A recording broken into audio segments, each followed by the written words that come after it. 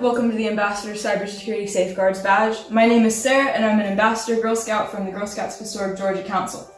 I'm super excited to be teaching you guys today from around the country and possibly around the world. So I'm entering college as a freshman this fall and I'm going to be studying cybersecurity, so I'm really excited about this because this is kind of my thing.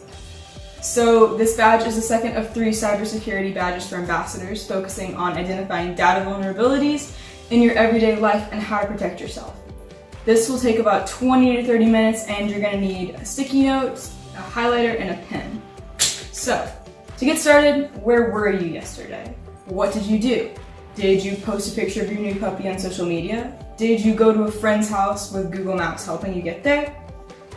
Data vulnerabilities are everywhere and can come from simple things like sharing your phone password, even if it's just to your best friend, losing your driver's license because you know that has your address on it, or tossing a boarding pass in the airport trash can. Take out your sticky notes and start marking down all the times you could have been vulnerable to a data attack. How vulnerable do you think you are? You should rate from 1 to 10 on the sticky note, with 10 being totally unsafe to 1 being fine. I did this too, and so my first is I posted a picture of my robotics team at the state championship.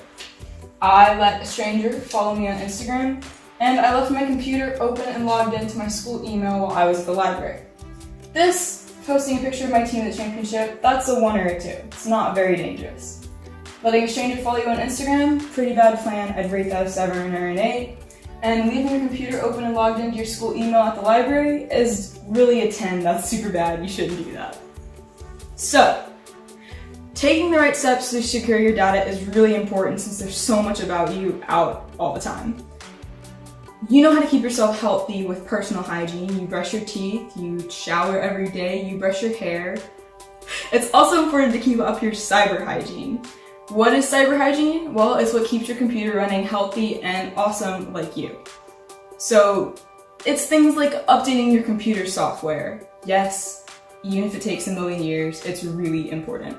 Because the actual OS or operating system, like Windows or Mac OS, what your computer runs on, can be exploited by hackers. So when the smart people over at Microsoft and Apple see their systems have been compromised, they create what's called a patch, or a piece of code that covers up the vulnerability that hackers can get into and hurt all of their computers.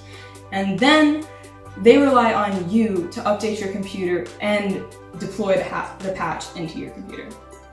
So you should also back up all of your data onto an external hard drive or a USB stick. In the event of a computer's total failure, you still have all your data. If you don't have access to these things, though, you can use plenty of free online things like Google Drive to save all of your data. Watch what you post and who can see it. Private accounts are always ideal. Though public accounts get you more Instagram clout and followers, you don't know who the people are that are following you or why they're following you. On a crazy worst case scenario, they could use your pictures in a huge identity fraud scheme. You also need to change your passwords.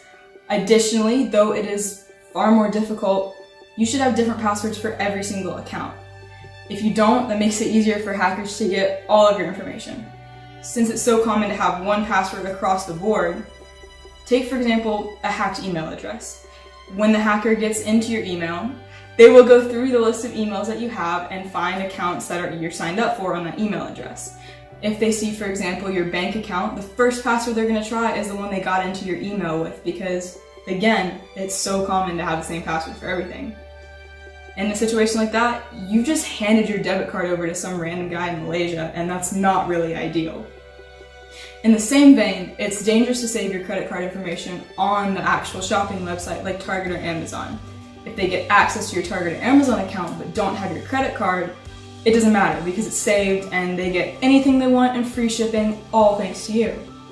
So take all those sticky notes now and list everything you do in a typical day, both online and offline. Put them up on a wall in chronological order and highlight any activity that might result in a data attack. So I've done that.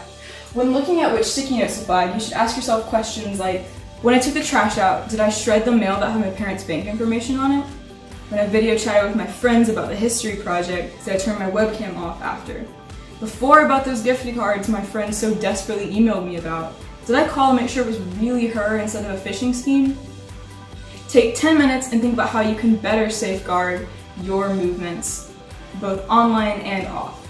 Write any solutions on the appropriate flag sticky note. I did that. You should implement these into your lives starting as soon as possible so that you can be safer. Mine is, I woke up and brushed my teeth. No technology involved there. I don't think my toothbrush has any chips in it. I checked the weather on my Samsung smart fridge, which I don't have, it would be super cool to have, and told Alexa to add milk to the grocery list. I'd say that's a little unsafe because Alexas are vulnerable devices. I played an online game with my sister and some online friends. Though we think we trust them, we have no proof that they are who they say they are, so I would be careful with that. I video called my boyfriend while I made lunch. As long as I use a secure video chat function, should be fine. I applied for scholarships all afternoon. I did the dishes and cleaned my room because my mom told me I had to. I ate dinner with my family, no phones allowed, and then I watched a movie on Netflix and read an ebook. So most of your activities during the day are probably going to be safe, but for those that aren't, what are you going to do about them? So for my changes, I put use a physical grocery list, or one that isn't accessible from anyone in the world, and to not give any personal information that isn't required with online friends. So before I go, there's a few more things you should probably know. Technology has become an essential part of our modern lives. It keeps us connected, offers us convenient ways to do tasks, and serves as a vast source of information. However, the more we use technology, the more vulnerable we become to our personal data being exposed. A data vulnerability is any weakness that leaves your data open to a cyber attack, and this may come from offline as well as online. In this activity, you experience how even everyday activities can expose you to personal data attacks. In real life, there are steps that you can take to protect your personal data. For example, you can turn off location services on social media. Be careful not to post pictures revealing your name, the location, school name, or address. Keep virus protection and firewalls on at all times. Keep software updated. Update your passwords often. Keep apps updated. Disable your webcam, shred all papers with personal data, and keep your laptop and phone safe and password protected. Remember, if it's convenient, it's probably not secure. Take the extra time to safeguard your data. It's worth it in the end. So, take what you learned today. Was any of it surprising, or were you already a cybersecurity whiz that knew everything? What can you share with your friends and family to keep them safe as well? What do you want to learn more about? Step 5 of this badge is to create a cyber hygiene campaign. It might seem daunting at first, but really it's just as simple as telling your family and friends how to stay safe and what cyber hygiene is as well. If this was super cool to you like it is to me, you can go ahead and try the Cybersecurity Investigator badge along with plenty of others on Girl Scouts at Home. You can explore girlscouts.org for a lot of other awesome activities, or buy some new Girl Scout swag on the Girl Scout shop. Thank you guys so much for trying this activity today, and I hope it was awesome.